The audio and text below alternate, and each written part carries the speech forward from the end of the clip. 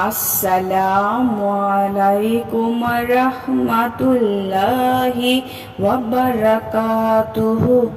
সুপ্রিয় সম্মানিত দর্শক ও শ্রোতা, আশা করি মহান রব্বুল আলামিনের দয়ায় ও রহমতে আপনারা সকলেই ভালো আছেন।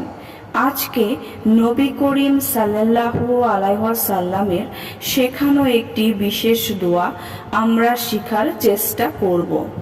5টি ইসমে আজম সমৃদ্ধ এই দোয়াটি এতটা ফজিলতপূর্ণ, নবী করিম সাল্লাল্লাহু আলাইহি ওয়াসাল্লামের কসম করে বলেছেন যে এই দোয়াটি পড়ে যা কিছু চাইবে আল্লাহর কাছে তাই পাবে, যদি তা তার জন্য অকল্যাণকর না হয়। বিভিন্ন উদ্দেশ্য অর্জন করার জন্য, বিভিন্ন মাকসাদ হাসিল করার জন্য আমরা আল্লাহ রব্বুল আলামিনের দরবারে দোয়া করে থাকি।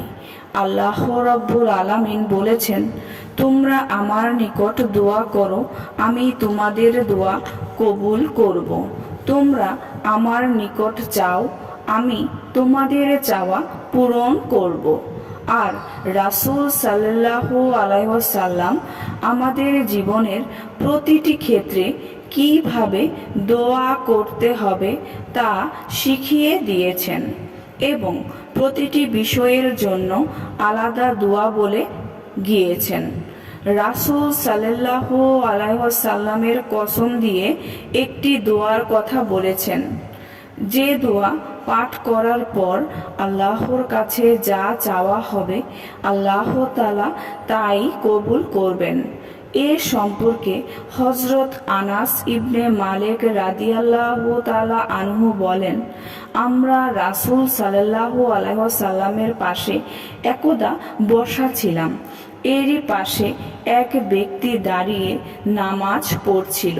সে রুকু করল, সিজদা করল, তারপর শেষ বৈঠকে আত্তাহিয়াতু এরপরে এই দোয়াটি পড়ল, আল্লাহুম্মা ইন্নী আসআলুকা বিআন্না লাকাল হামদা লা ইলাহা ইল্লা আনতা আল মান্নানু বাদিউস সামাওয়াতি ওয়াল আরদা ইয়া জাল জালালি ওয়াল ইকরাম ইয়া হাইয়ু ইয়া কাইয়ুম ইন্নী আসআলুকা।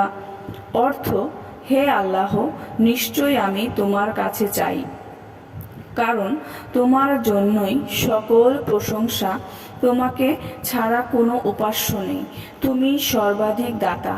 হে আকাশ জীবনের সৃষ্টিকর্তা, হে মহিমান্বিত সত্তা, হে চিরঞ্জীব, সব কিছুর ধারক বাহক, নিশ্চয় আমি তোমার কাছেই চাচ্ছি। রাসূল সাল্লাল্লাহু আলাইহি ওয়াসাল্লাম দোয়াটি শুনে সাহাবাদেরকে জিজ্ঞাসা করলেন, তোমরা কি জানো সে কি দ্বারা দোয়া করেছে? সাহাবায়ে কেরাম উত্তর দিলেন, আল্লাহ এবং তার রাসূলই ভালো জানেন।